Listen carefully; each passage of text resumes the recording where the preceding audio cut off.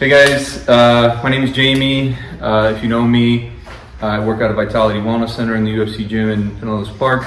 And today I had a crazy experience and ran into Georgio, and he's been gracious enough to take some time and speak to us. Now, Georgio, I know everybody wants to know what's happening in the next few days and Arman and all the nonsense. So I'm gonna ask you, where does this passion come from? And this idea that you want to spread this word of a gospel, maybe, of wrestling. How do you define it? Yeah, man. I mean, so the passion came from a very young age. I was fortunate enough to start wrestling at the age of 4 years old. The reason for that was I had an older brother. He started, and big brother does, little brother wants to do. So very grateful to have an early start on the wrestling career. I ended up moving out here to LA because I always wanted to do social media. But at the time, I had dropped out. I wanted to pursue fitness content. My dad was Mr. Ohio. He was a bodybuilder. I loved lifting. And fitness was huge, it's still huge, and that was just my passion at the time. I started doing fitness content, and then I realized I miss wrestling. Well, I wasn't competing anymore, and I'm like, well, how do I get people to wrestle me, right? So I had this great idea, I'm doing social media, let me bring wrestling to social media, but now I'm like, okay, how am I gonna get random people to wrestle me? So I'm like, all right, take me down, get $100 is what it started off as. Whoa. Very quickly I realized I don't think anyone's gonna take me down. I upped that $100 to $1,000, and then. How long did it take you before you said, I'm not offering enough? I think probably after the first 10 videos, I was like, nobody's gonna take me down. Let me add an extra zero. It's gonna go more viral. Right. Okay. So. Yeah, and then my whole goal with it is to really promote the sport of wrestling, to grow wrestling. That's why I started doing the wrestling videos, because I knew that I could showcase my skill set and people would enjoy it because, you know, they're real skills. And I knew that if I can take down a 6'5" guy that weighs 300, 400 pounds, and I'm this 165, 7 guy, I knew that was eye-catching, and I knew that's what you need to get views. And the wrestling community had my back. People started following me. The videos started going crazy. And like my goal with all this is kind of, you know, I looked at Jake Paul and I was a big fan of his. I seen what he was doing. I was like, wow, I want to do that for myself in my sport.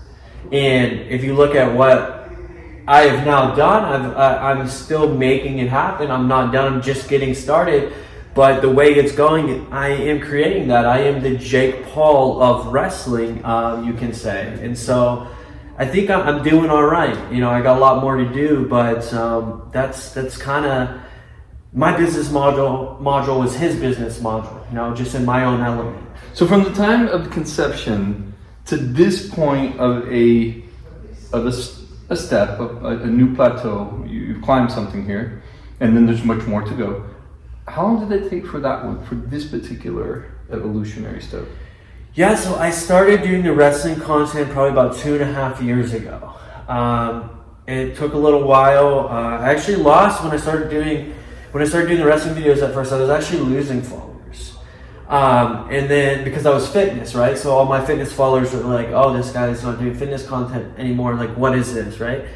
But then I started to gain followers. Then it started to balance out. And then once it balanced out, it really just took off.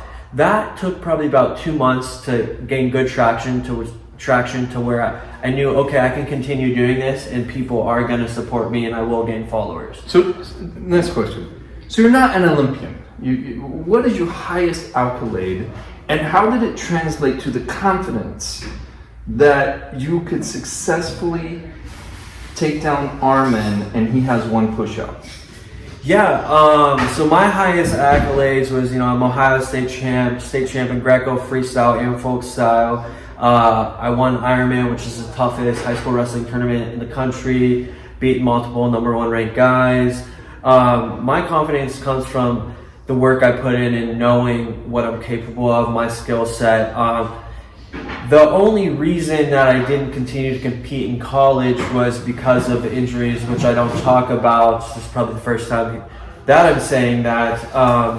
But you know, the nobody injuries- talks about their weaknesses. Yeah, right. So, Everything's going great all the time.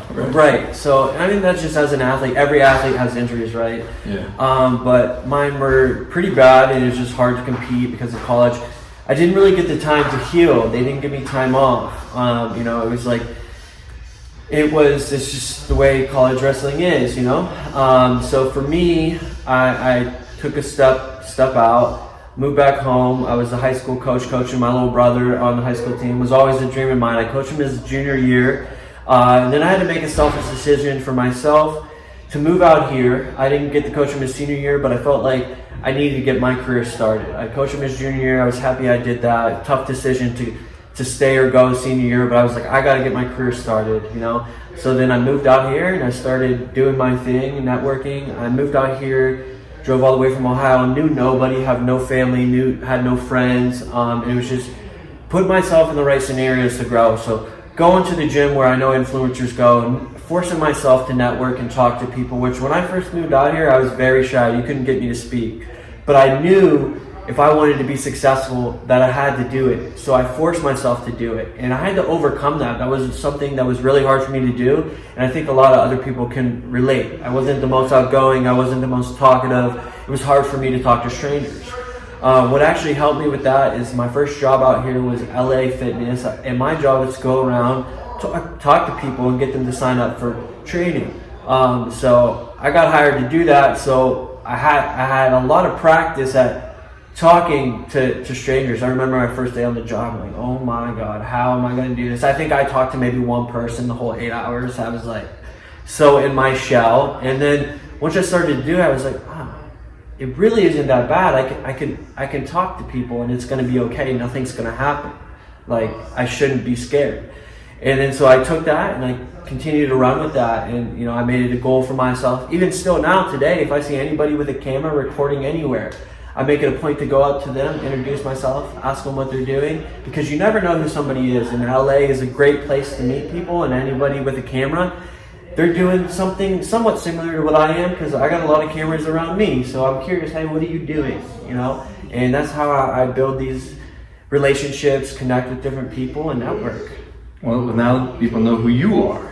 Yeah. So how frequently are you walking down the street and somebody wants a picture and just say hi or shake your hand? Yeah, man. I'll say every day. Anytime I go out in public, whether it's the grocery store, gas station, wherever I'm at this point, it happens every day. Yeah. So now we've had one evolutionary step, and it's still playing out. Yeah. And it's going to be a few more months, and then there's going to be maybe some kind of controversy that follows up. Who knows? Yeah.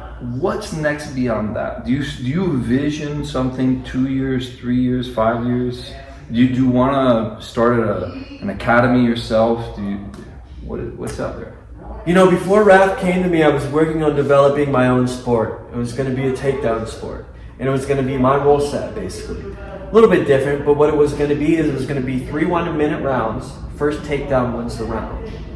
And I was going to get exactly what Raph is doing. I was going to get UFC fighters, I was going to get fighters, I was going to get NFL players, I was going to get other influencers, NBA like players. The low kick. Yeah, something like that, I guess. Yeah, but yeah. More, Have you seen those guys? No, I'm Dude, not sure, to be honest. They stand across from each other, Taekwondo, Muay Thai, whatever, and they're just whacking at that's all they're doing. It's called low kick. 1 minute rounds, or what is it? No, it's individual effort. Okay. So, just go to an Instagram, low kick, and you'll find it. It's crazy. Yeah. Crazy. But to answer your question, what's next for me? I'm going to continue doing what I'm doing, one step at a time for me. And, you know, I just, the only person that knows what's next is the man upstairs. I have my faith in him. I have a great relationship with him. And, you know, that's the only reason that I'm here today doing what I'm doing, is because he's seen a path for me. He knows what's meant for me, and you know, it's his doing. I'm just walking this journey, and he's guiding me. So I can't tell you what he wants next for me, but you know, I'm excited and I'm looking forward to whatever he has. Man, that's awesome to be a tool for a higher power and influencing others. So, man, do you have any questions for me?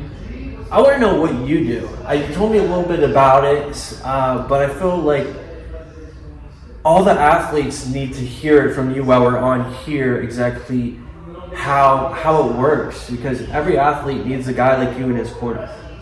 Okay, so I went through this period of time where it was actually 10 total months where I couldn't walk, and I was trying to look online for bad back stuff, and the first guy that I ran across who was a bad back specialist and he was a yoga teacher was literally sitting in lotus in a forward fold folded over. I couldn't sit, I couldn't get in lotus, I didn't have the femoral rotation to do that. Oh wow.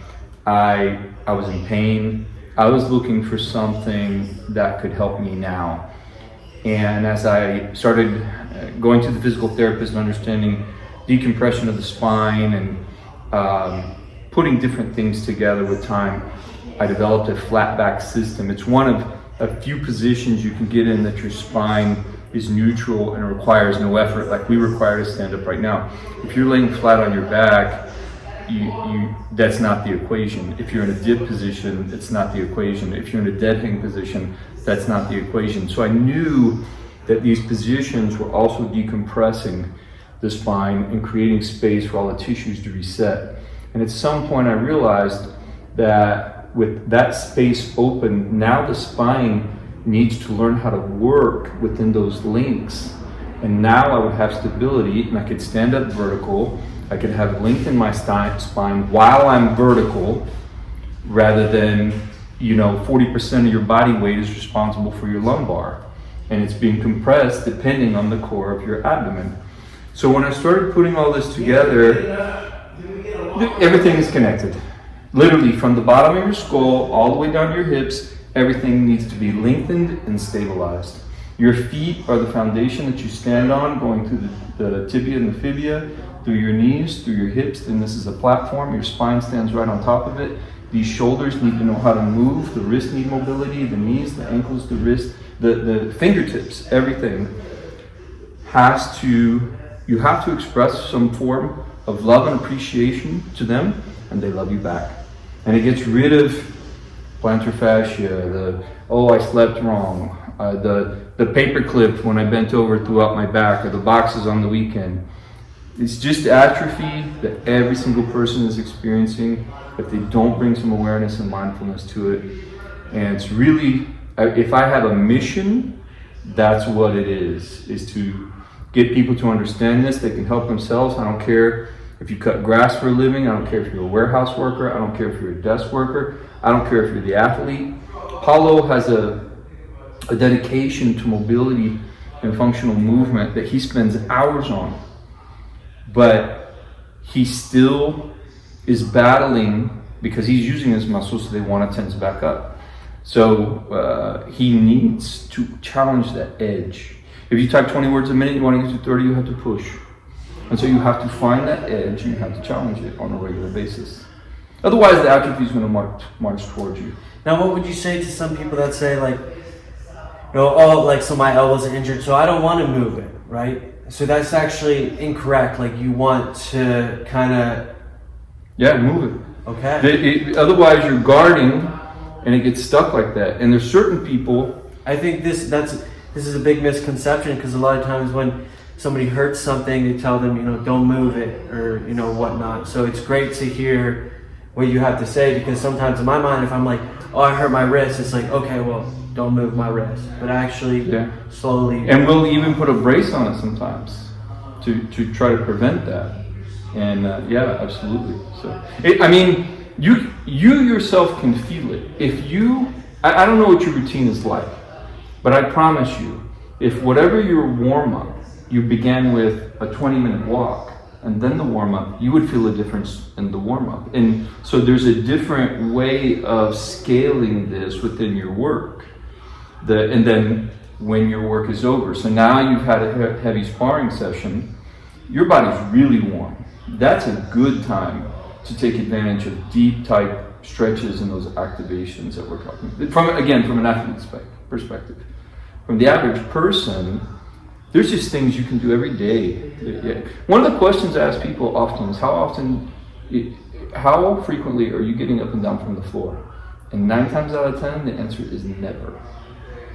Wow. And so just that ability we lose with time if we're not accessing it. So, and as we age, then you can even go into deeper levels where you have type 2 fast twitch muscle fiber. Well, that's the one we lose first. But then it's your strength and endurance, and your atrophy, and you die. If muscle is the organ of, it's your currency for metabolic homeostasis and balance. It does so much for you, from regulating blood sugar. And it doesn't mean lifting weights. It means functional movement. Be 100% of the minimum you need to manage your own body weight. Get up and down from the floor, hold a plank, hold yourself, even if it's a static dip. You don't have to be able to do full-on dips. There's people who need just static holds, so Wow. yeah. Well, thank you for that information, brother. Yeah. Dude, thank you so much for your time, and yeah, it's great conversation. I hope you guys enjoyed this. This guy's very knowledgeable about the body, so it's great to hear some of that knowledge you got in there. so thank you. I appreciate your time again. Absolutely. Make sure you guys like, comment, and subscribe. Stay tuned. Gonna be more episodes out. This guy works wonders for you guys. For you guys that are athletes out there, we all need somebody in our corner that understands the body like he does to help us heal our injuries and move forward within our careers. Till next time. Yeah.